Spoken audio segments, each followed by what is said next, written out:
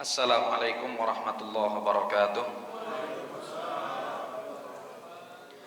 Alhamdulillah wassalatu wassalamu ala sayyidina maulana Rasulillah wa ala alihi wa ashabihi wa man tabi'ahu wa nasarahu wa walah amma ba'dah.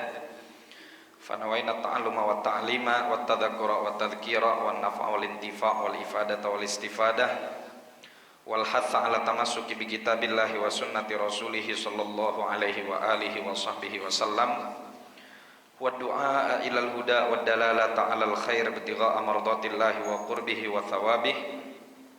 Subhanaka la ilma lana illa ma 'allamtana innaka antal alimul hakim wa la haula wa la quwwata illa billahil aliyyil azim. Allahumma inna na'udzubika min ilmin la yanfa'u, qalbin la yakhsha'u, wa nafsin la tashba'u, wa 'ainin la tadma'u, wa amalin la turfa'u, wa min du'ain la yustajabu laha bi rahmatika ya arhamar rahimin. Allahumma inna nas'alukal ilma ladunni wal mashraba safiyal hani ya wahabu ya ghani. Allahumma la sahla illa ma ja'altahu sahla wa anta taj'alul hazana idza syi'ta sahla. Allahumma sahhil lana hifdzal ulum wa hab lana wasi'atil fuhum bijahi nabiyyikal ma'sum. Jamaah kaum muslimin wal muslimat rahimakumullah. Alhamdulillah, kita bersyukur kepada Allah Subhanahu wa taala atas segala karunia yang Allah berikan kepada kita hingga kita dapat melanjutkan mudzakarah kita pada kitab Asy-Syama'il Al-Muhammadiyah, yang mana pembahasan kita telah sampai atau masih pada tentang asma baginda Nabi Muhammad sallallahu alaihi wasallam, nama-nama Rasulullah sallallahu alaihi wa alihi wasallam. Qala al-musannif rahimahullahu taala wa nafa'ana bihi wa bi ulumihi wa bi ulumi sa'iris shalihin wa radhiyallahu anhum wa anna bihim ila an qala wa fit tahdhibi, itu ya, halaman 51, wa fit tahdhibi. Wa fit tahdhibi, dan di dalam kitab At-Tahdhib disebutkan samahullahu azza wa jalla fil Qur'ani rasulan nabiyan ummiyan syahidan mubasyiran nadhiran da'iyan ilallahi bi'idnihi wa sirajan munira wa ra'ufan rahima wa mudzakkira. Allah Subhanahu wa taala menamai baginda Nabi Muhammad sallallahu alaihi wasallam di dalam Al-Qur'an dengan nama Rasul, juga dengan nama Nabi, juga dengan nama Ummi. Kalimat Ummi, ya, untuk Rasul dan Nabi telah kita jelaskan pada pertemuan yang lalu perbedaannya. Sedangkan untuk makna Ummi ini sering kita artikan, artinya adalah yang tidak menulis dan tidak membaca. Taib. Rasulullah Shallallahu Alaihi Wasallam tersifati dengan sifat fitanah, cerdas. Lantas kenapa Al-Quran menyebutnya sebagai ummi? Oleh karena itu dalam hal ini para ulama ada perbedaan pendapat.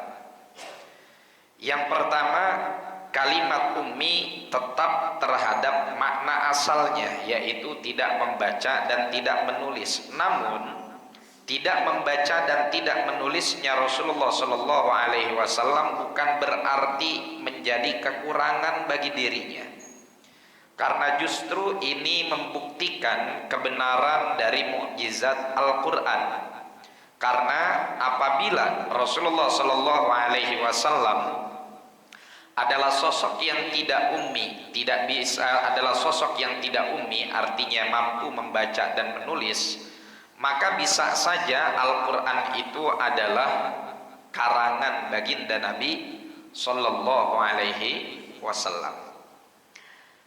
Kemudian pendapat yang kedua mengatakan bahwa makna ummi ini artinya bukan Rasulullah tidak memiliki kemampuan untuk membaca dan menulis. Beliau memiliki kemampuan untuk membaca dan menulis, hanya saja kalimat ummi di sini artinya adalah bahwa Rasulullah Shallallahu Alaihi Wasallam diibaratkan bagi para anbiya dan mursalin yang lain sebagai muara, sebagaimana setiap anak bermuara kepada seorang ibu. Taib, pendapat jumhur, ya, atau mayoritas ulama berpendapat dengan pendapat yang pertama, berpendapat dengan pendapat yang pertama, bahwa Nabi Shallallahu Alaihi Wasallam adalah sosok ummi yang tidak membaca dan tidak menulis, namun hal itu bukan menjadi kekurangan bagi dirinya, melainkan justru menjadi keistimewaan bagi baginda Nabi Muhammad Shallallahu Alaihi Wasallam. Nabi Shallallahu Alaihi Wasallam juga dipanggil dengan sebutan syahidan, yang menjadi saksi, ya. Inna arsalnaka syahidan wa mubasyiran wa nadhira. Dalam satu ayat ini ada nama ini semua. Inna arsalnaka syahidan wa mubasyiran wa nadhira wa da'iyan ilallahi biidnihi wa sirajan munira. Ini dalam satu ayat digabung, ya. Ma makna syahidan? Makna syahid artinya baginda Nabi Muhammad Sallallahu Alaihi Wasallam itu menjadi saksi. Maksudnya jadi saksi gimana? Nabi menjadi saksi dalam dua keadaan atau dalam dua momentum. Yang pertama, Rasulullah Sallallahu Alaihi Wasallam menjadi saksi ketika umat-umatnya masih ada di alam dunia. Karena setiap amalan yang dilakukan oleh umat manusia, ya, oleh umat Nabi Muhammad Sallallahu Alaihi Wasallam itu akan terlaporkan kepada beliau sebelum sampai laporannya kepada Allah Subhanahu wa Ta'ala. Oke? Nah, dalam satu hadis disebutkan, "Uridat alayya a'malu ummati." Atau dalam riwayat yang lain, tu'radu alayya a'malukum fama wajadtu minha khaira hamidtullaha wa ma wajadtu minha syarra istaghfartu lakum. Jadi ceritanya Rasulullah Sallallahu Alaihi Wasallam lagi kumpul bersama para sahabat. Nabi bilang, hayati khairun lakum, kehidupanku itu lebih baik buat kalian. Oh, gimana bisa? Oh ya jelas, karena setiap problematika dan permasalahan umat semuanya ngadu kepada Nabi Muhammad Sallallahu Alaihi Wasallam. Punya masalah apa aja mereka ngadu. Sampai sakit perut ngadunya kepada Rasulullah Sallallahu Alaihi Wasallam. Nanti ketika kita ada di bagian khatamun nubuwah, atau diriwayatkan hadis ini di dalam kitab Syama'il Muhammadiyah lil Imam Tirmidzi, ketika bercerita tentang khatamun nubuwah, pada saat itu ada seorang sahabat yang diantar sama bibinya menjumpai Rasulullah karena dia merasakan sakit yang sangat dahsyat di dalam perutnya, mules, ya. Makanya jadi pewaris para nabi seperti para ulama, ya gitu. Konsekuensinya harus nerima setiap keluhan umat, sebagaimana nabinya juga selalu menerima keluhan umat, ya. Wa Nabi Sallallahu Alaihi Wasallam gak pernah kuliah kedokteran, tapi ada yang sakit perut datangnya ke Nabi Muhammad Sallallahu Alaihi Wasallam. Terus Nabi berwudu, air wudunya didoain, dikasih minum kepada sahabat yang sakit tersebut. Apa yang terjadi? Sehat, sembuh. Karena yang namanya penyakit itu datangnya dari Allah. Yang ngasih sakit adalah yang menyembuhkan juga, meskipun medianya beda-beda, meskipun cara ikhtiarnya berbeda-beda. Apa kata Nabi Ibrahim sebagaimana diabadikan di dalam Al-Quran? Wa idza maridtu fahuwa yashfin. Kalau saya sakit, siapa yang nyembuhin? Allah. Di sini ada satu hal yang perlu kita luruskan, ya. Akhir-akhir ini memang kita cukup dilematis.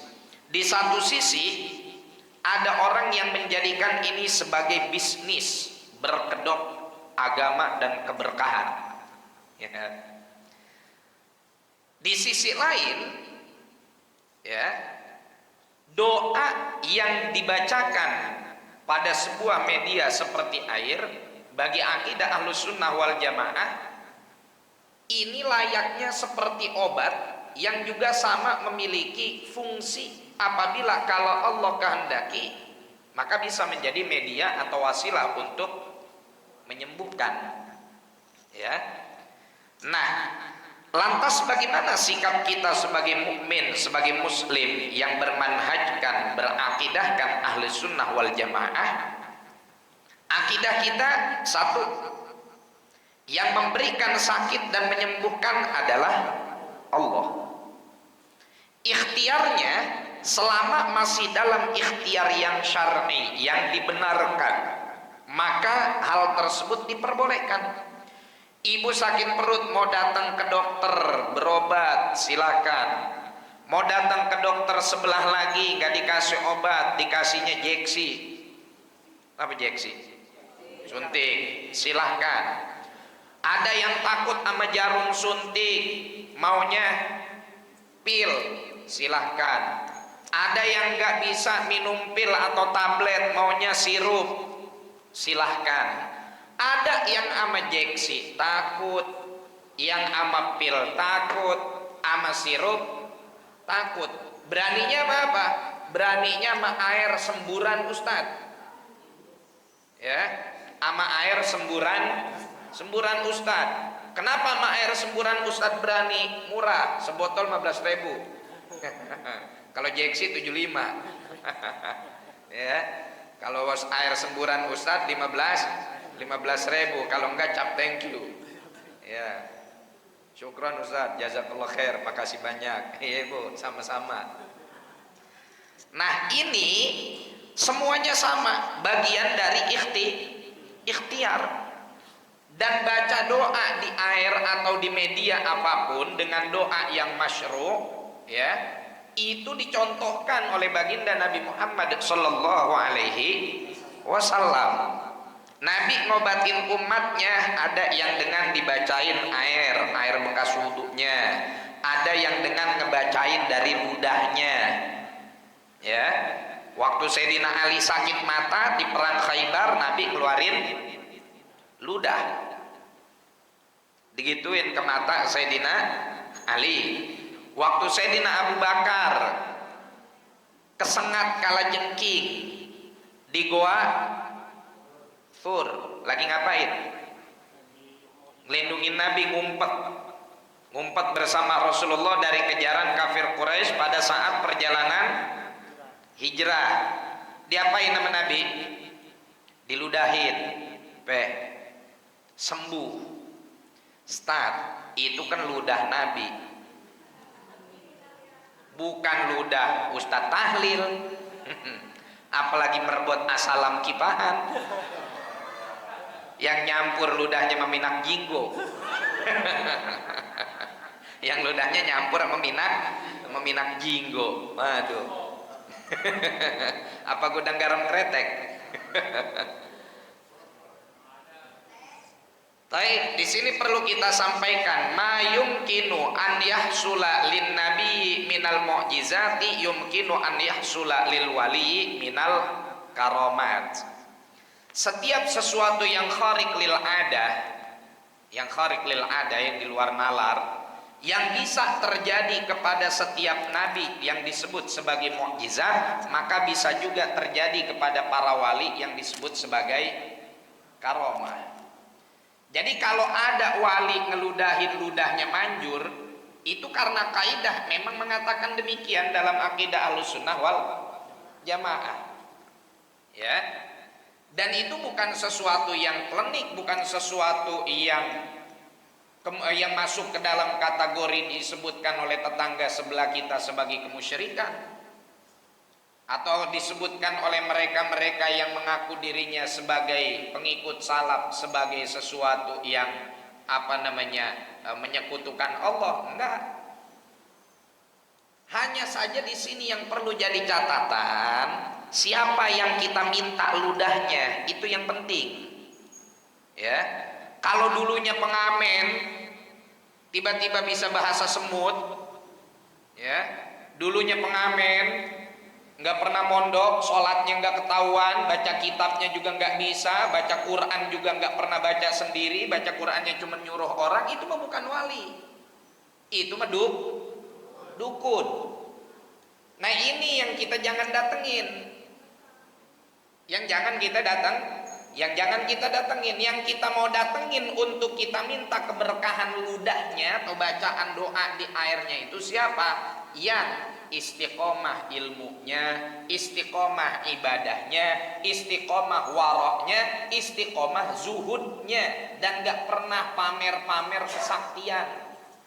Itu kalau mau didatengin, baru tuh wali beneran, baru tuh ludahnya manjur. Ya.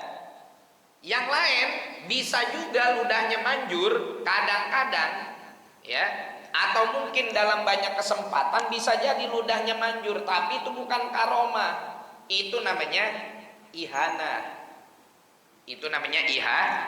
ihana, ya. Nah jadi ini penting jemaah sekalian, artinya dengan timbangan ilmu, dengan neraca ilmu, kita bisa tahu mana yang ahli nyareat beneran, mana yang dukun berkedok ahli nyareat. Nah, ini penting ya, supaya kita tidak memukul rata ahli syariat itu adalah perilaku kekufuran atau perilaku kemusyrikan. Yang namanya berobat itu harus medis dan lain-lain sebagainya. Kita nggak memukul rata kayak begitu. Juga kita tidak terima secara keseluruhan dan mentah-mentah bahwa setiap orang yang ludahnya ngebul, ludahnya sakti bisa kita terima atau kita ikuti atau kita datangi. Enggak. Kita lihat bagaimana keistiqomahannya, bagaimana ketawaduannya, bagaimana kezuhudannya, bagaimana keilmuannya. Karena apa yang dilakukan oleh mereka juga bisa menjadi media penyembuh, sebagaimana yang dilakukan oleh baginda Nabi Muhammad Sallallahu Alaihi Wasallam. Dan bukan hanya oleh baginda Nabi, oleh orang-orang yang datang setelahnya pun demikian. Ya. Kurang sakti apa Sayyidina Umar bin Khattab? Cuma nulis di selembar kain, tulisan yang kalimatnya nggak pakai basa-basi, woi Nil, udah jangan kering aja, banjir, mau gupak nih, bahasa kita mau begitu, ya, udah lama nih sungai Nil kekeringan, diminta sama Sayyidina Umar, ditulis, ya, wahai sungai Nil, keluarkan airmu, dilempar, nggak kenal lama, banjir, ya, nggak kenal lama banjir. Kita jangan nulis begitu. Satu nggak ampuh, kalaupun ampuh takutnya kelebu. Ya, Ciledug kan terkenal. Tahu kalau di sini Parung Serap banjir nggak di sini? Banjir. Enggak. Ya kalau banjir naiklah ke masjid. Berarti kalau pengajian lagi rame, lagi banjir. Rumahnya lagi pada kelebu. Tapi tenang aja, insya Allah di Tangerang, Jabodetabek, khususnya Tangerang, Jakarta, kalau di Pancoran belum banjir semata kaki masih aman. Kalau Pancoran udah banjir semata kaki, udah tuh Jakarta, Tangerang kelelep semua. Ya, mata kaki patungnya, mata kaki patung Pancorannya. Baik. Nah ini ya, jadi kita udah paham ya. Nah, kenapa kita sampai kepada pembahasan ini meskipun agak jauh dari tema dan topik utama kita? Karena itulah al-ulama warathatul anbiya, bukan hanya mewariskan ilmu zahir saja, tapi juga mewariskan dari Rasulullah ilmul batin, ya, dan kesehatan yang ada pada diri kita, kesembuhan yang ada pada diri kita, semuanya murni anugerah Allah Subhanahu wa taala. Ya, apapun medianya itu, yang penting sama sekarang gini, ya, jangankan ibu ke dukun, ibu ke dokter juga, kalau seandainya ibu bilangnya dok, cuma dokter yang bisa nyembuhin saya, itu udah masuk ke dalam kategori kemusyrikan. Berarti dia meyakini bahwa si pemilik kesembuhan itu adalah dokter tersebut. Dan jangankan dalam dunia non medis, dalam dunia medis saja kan gak semua orang cocok berobat ke satu dokter tersebut, ya. Ada dokter, masya Allah, orang sakitnya apa aja kalau datang ke situ pasti hasil diagnosanya radang. Orang sakit gigi dibilang radang, orang demam dibilang radang, orang sakit perut dibilang radang. Semuanya yang datang dibilang radang. Ya bener, radang dompet.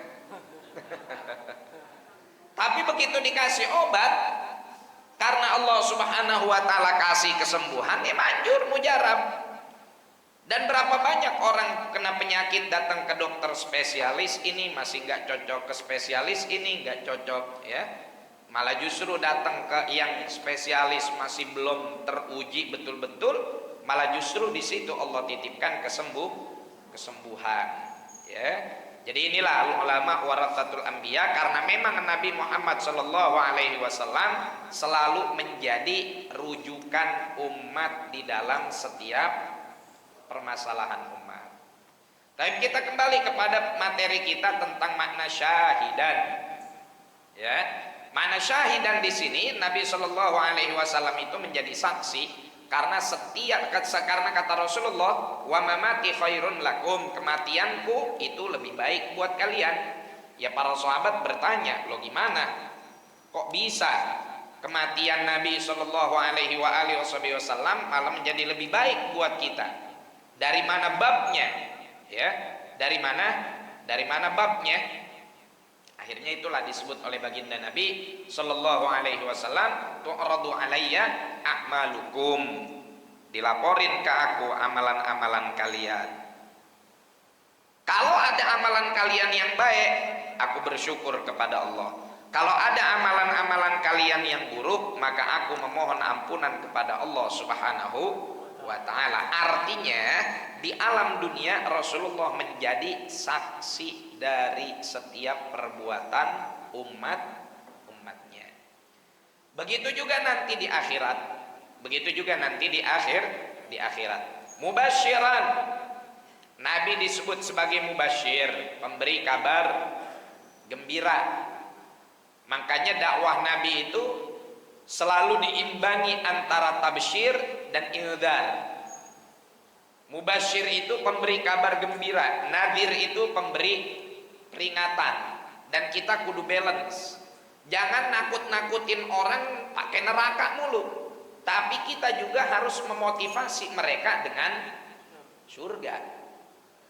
Pun jangan hanya selalu memberikan harapan kepada mereka untuk ada dibuka pintu taubat dan lain-lain, tapi nggak pernah memberikan mereka peringatan adanya amarah Allah. Maka harus balance, ya, harus seimbang.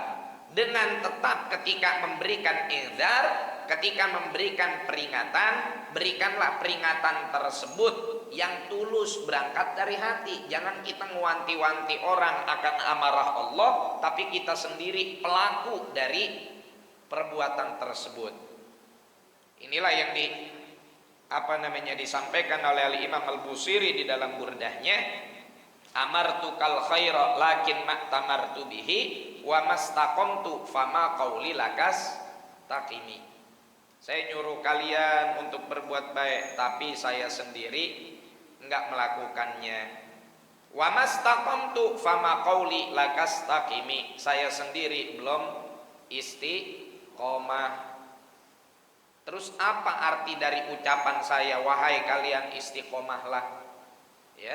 Maka yang terpenting dari tabsyir dan indzar ini adalah orang yang menyampaikan itu sudah terlebih dahulu berusaha untuk mengamalkannya, ya, sudah terlebih dahulu berusaha untuk mengamalkannya.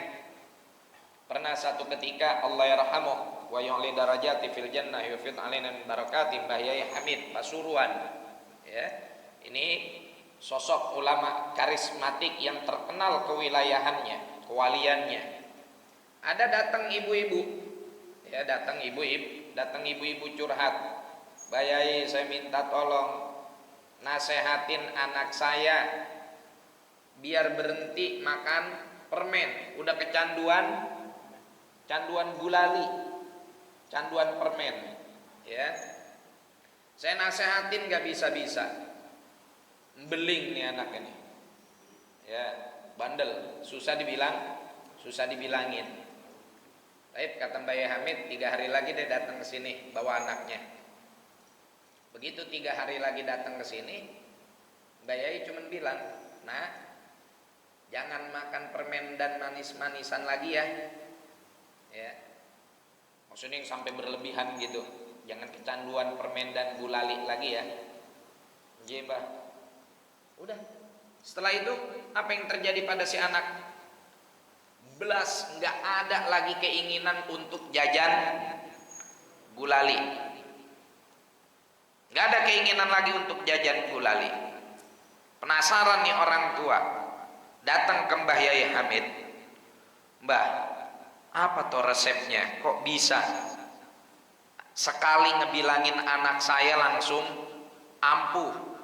Saya udah ngomel-ngomel tiap hari, nggak mempan-mempan." Apa kata Mbah Yai Hamid? Dari sejak ibu pertama kali datang ke sini sampai 3 hari balik lagi ke sini, selama itulah saya keluarin semua gula dari rumah saya. Ngopi nggak pakai gula, ngeteh nggak pakai gula. Karena saya pengen nasehatin orang berhenti makan gula, maka saya harus terlebih dahulu mempraktekkan hal itu. Kita sekarang teriak-teriakan, "Tong jangan main HP mulu," ngomelinnya sambil bapaknya main. Ya. Seminimal-minimalnya aja anak nyautin, "Lah itu papa main." Lah itu papa main. Itu. Kita pengen anak kita baik, kita pengen anak kita soleh, kita pengen anak kita denger mulut kita, denger ucapan kita, denger kata kita. Tapi kita sendiri nggak mempraktekkan apa yang kita ucapkan, ya, terhadap anak-anak kita. Nah, inilah baginda Nabi Shallallahu Alaihi Wasallam di dalam setiap dakwahnya beliau menyeimbangkan antara tabsyir, ngasih kabar gembira, dan juga indzar, memberikan peringatan. Da'iyan ilallahi biidnih. Nabi Shallallahu Alaihi Wasallam dinamakan di dalam Al-Quran sebagai da'in ilallah, orang yang mengajak kepada Allah Subhanahu wa Ta'ala, bukan ngajak ke yang lain. Makanya Nabi Shallallahu Alaihi Wasallam ya nggak pernah terobsesi dengan apapun yang dimiliki oleh para raja-raja. Nabi ngirim surat mendakwahkan siapa saja, ngedakwahin Hercules, Hiroklu, Raja Romawi, ngedakwahin Raja Persia, ngedakwahin Raja Mesir, Mukaukis, ngedakwahin Raja Habasyah, Najasyi. Apakah Rasulullah menginginkan dari mereka tahta dan jabatan mereka? Enggak. Enggak. Ajakan Rasulullah sederhana, aslim taslam.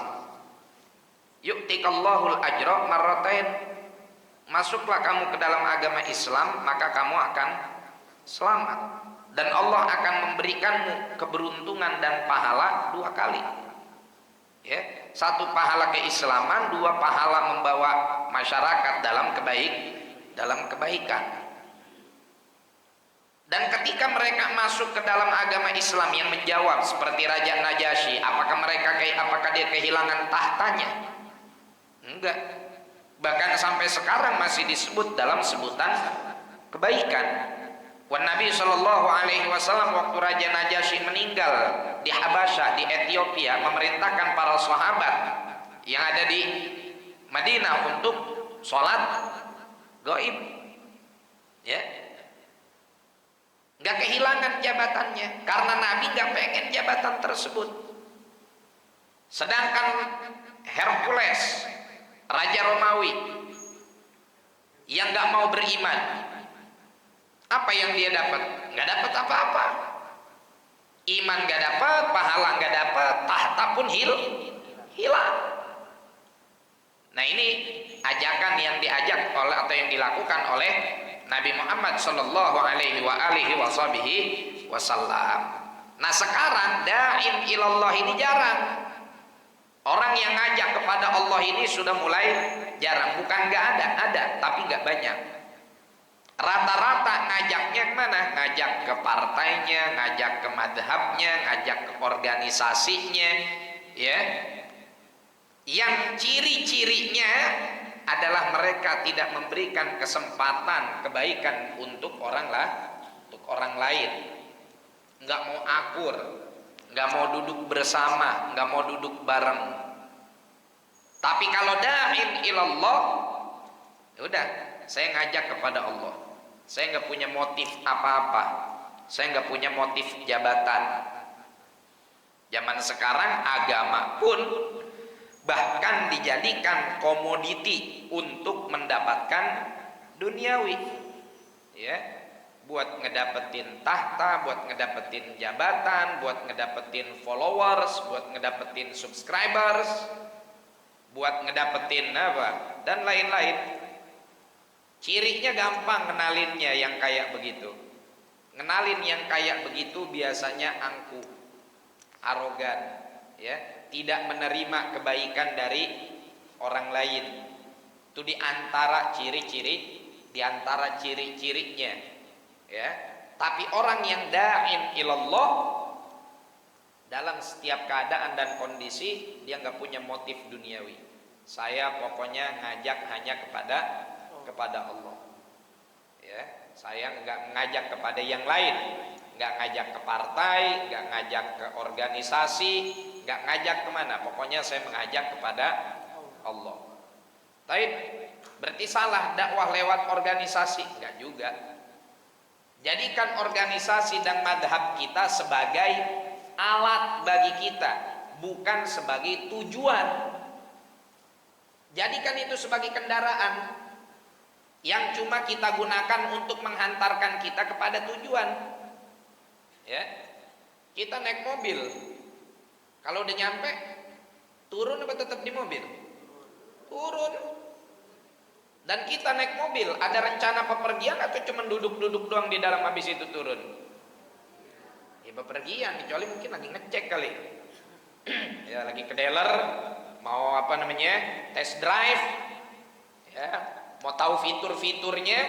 Tapi kalau tuh mobil udah punya kita, lo kan kita duduk aja di dalam, bengong aja begitu, ya, nggak ada tujuan, ya. Dan ngajak orang lain cuma buat masuk doang. Silakan masuk ke mobil saya. Tetangga juga kalau mobilnya di starter doang, kitanya nggak tahu mau jalan kemana. Apa kata tetangga? Belagu bener, kayak yang di kampung punya mobil dia doang, pakai ngajak-ngajak kita masuk ke dalam mobilnya, jalan kagak apa kagak. Tapi kalau kita bilang, kita punya mobil satu HS, kita punya mobil lagi apa namanya, Fortuner, kita tulis itu, ajak tetangga, ayo yang masuk mobil saya berdulu-dulu, yang nyampe duluan saya ajak ke Anyer, mau.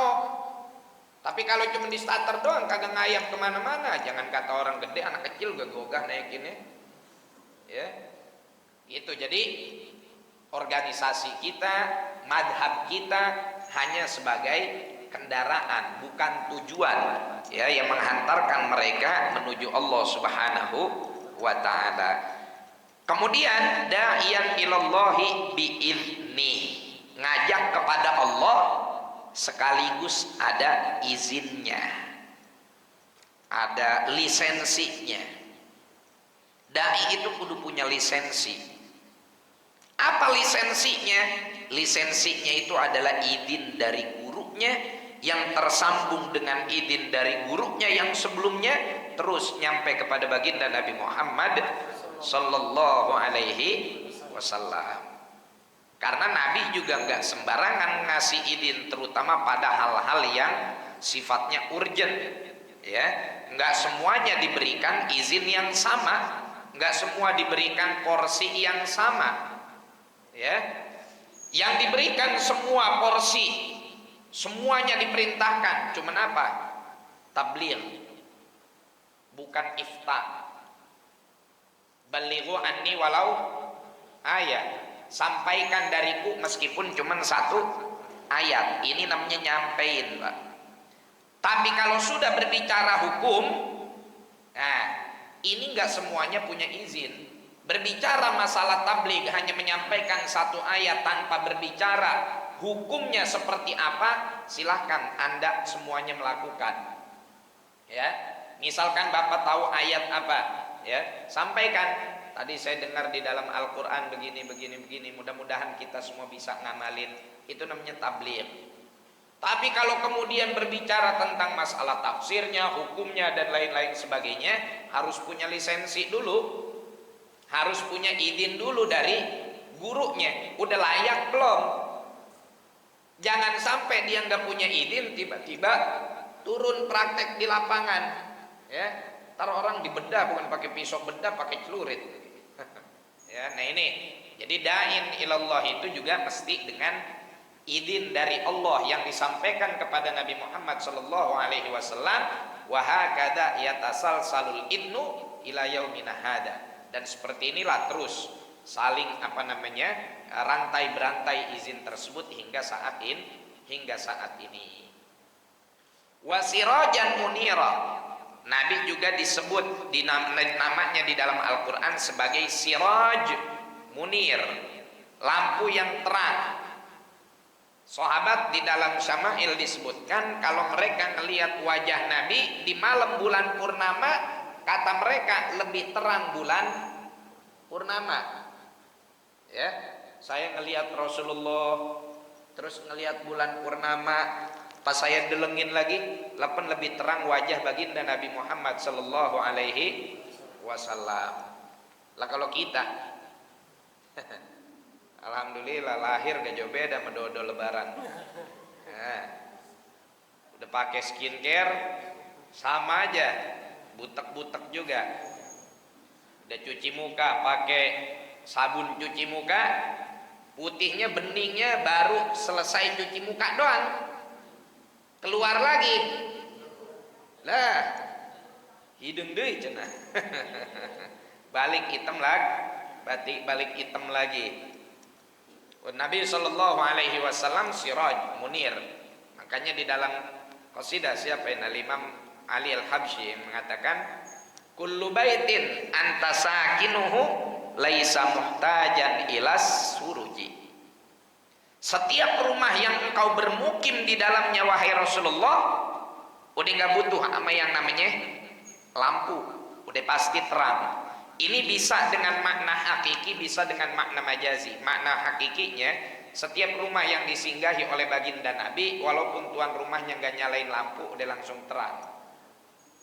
Makna majazinya, setiap rumah yang di dalamnya dihidupkan Rasulullah Shallallahu Alaihi Wasallam dengan menghidupkan sunnahnya, maka tuh rumah udah nggak butuh lampu duniawi. Dalam artian penduduknya hatinya udah terang dengan cahaya nabawi, dengan cahaya sunnah Nabi Muhammad Sallallahu Alaihi Wasallam. Tapi yang di dalam rumahnya nggak ada sunnah Nabi, nggak ada petunjuk Nabi, walaupun lampu rumahnya masya Allah lampu gantungnya bertingkat-tingkat. Ini kan cuman berapa nih? Cuman 2 tingkat nih.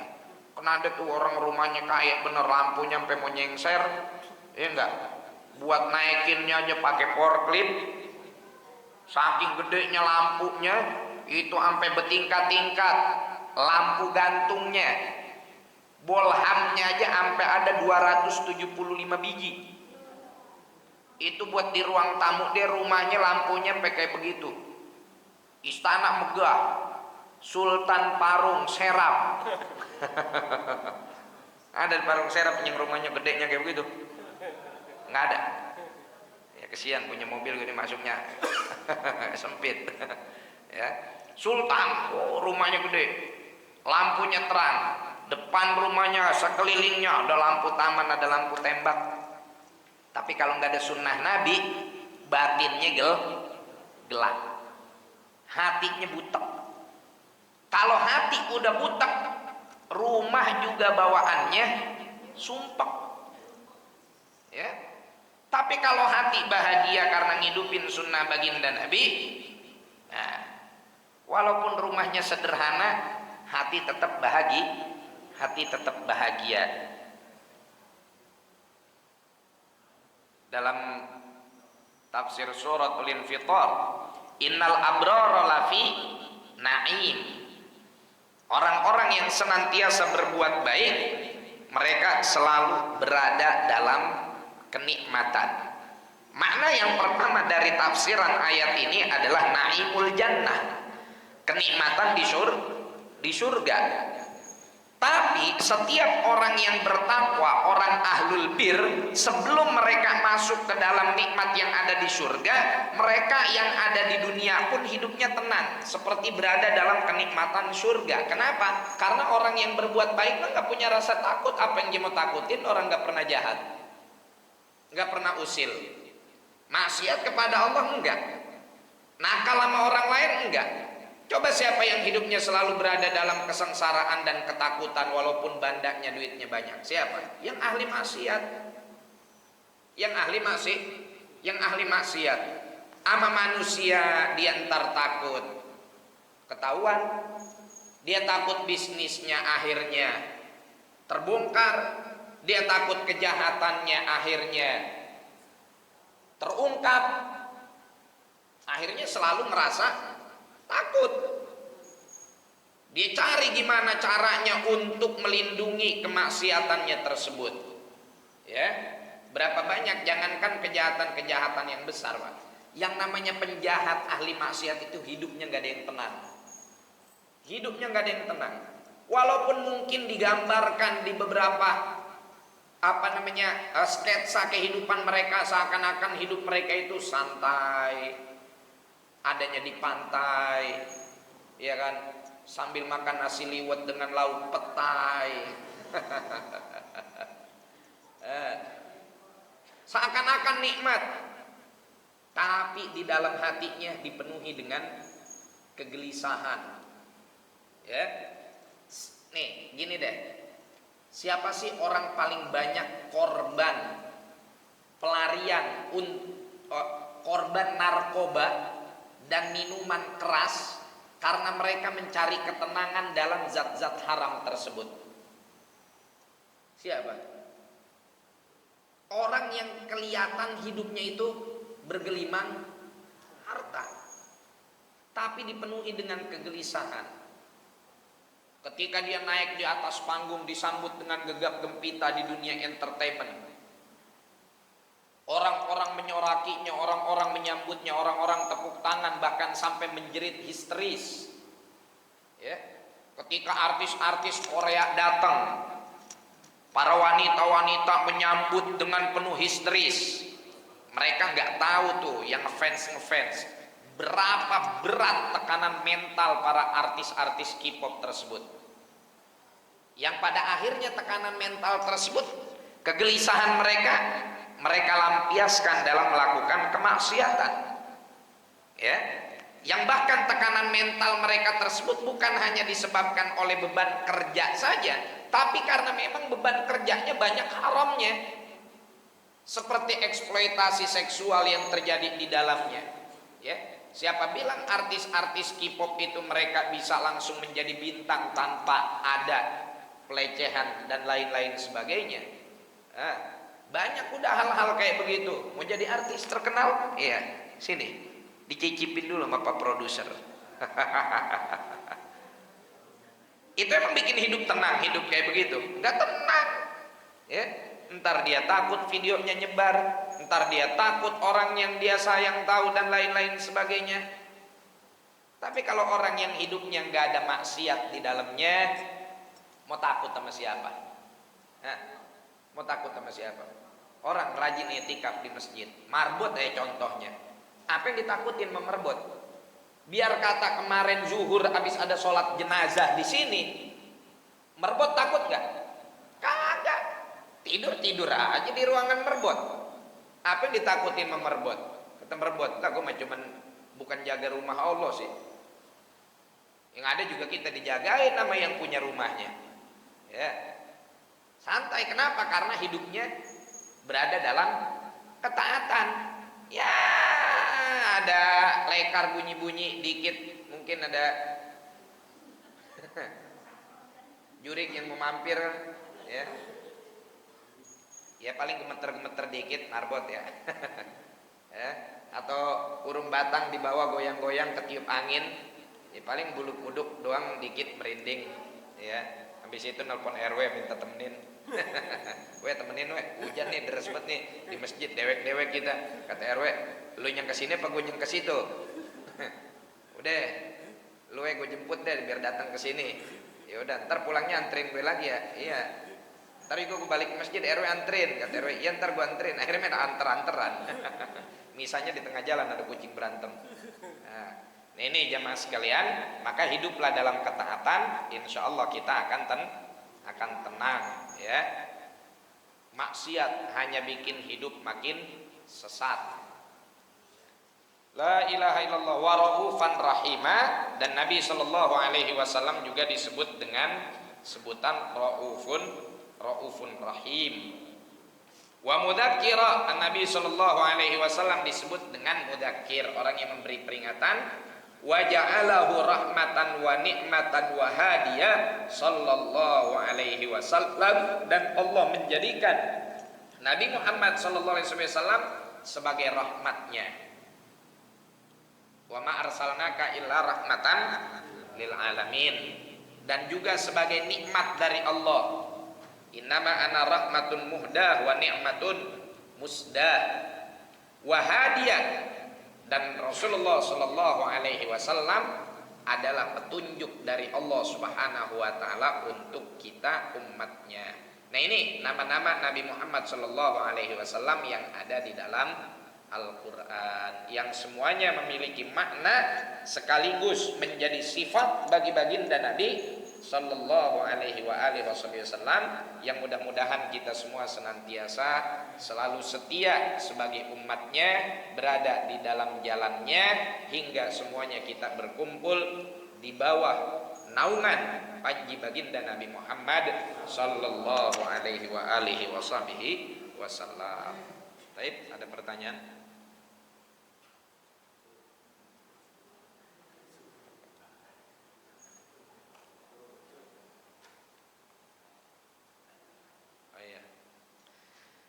Seharusnya kemarin-kemarin ada pertanyaan ya, pas lagi ada roti. Kalau ada roti ngaji konsentrasi, nggak ada roti udah perut udah bunyi-bunyi, jadinya udah nggak ketahuan apa yang mau ditanyain, udah pengen buru-buru pulang. Al-Fatihah bil qabul wal iqbal wa salahi kulil ahwal hadrati sayyidina Rasulillah sallallahu alaihi wasallam maula Bilal badrul mutalal. Anallaha ta'ala yaftahu alaina futuhul arifin warzuqna kamalal ikhlas wa laqina tsabbit aqdamana ala qadamil habibil amin. Ala hadhihi niyyah wa ala kulli niyatin salihah wa ila hadratin Nabi Muhammad sallallahu alaihi wa alihi wasallam bi sirri asraril Fatihah. A'udzu billahi minasyaitonir rajim. Bismillahirrahmanirrahim. Alhamdulillahi rabbil alamin arrahmanir rahim maliki yaumiddin. Iyyaka na'budu wa iyyaka nasta'in ihdinas siratal mustaqim siratal ladzina an'amta 'alaihim ghairil maghdubi 'alaihim waladdallin amin. Subhanakallahumma bihamdika asyhadu an la ilaha illa anta astaghfiruka wa atubu ilaik wa a'udzu bikum. Assalamualaikum warahmatullahi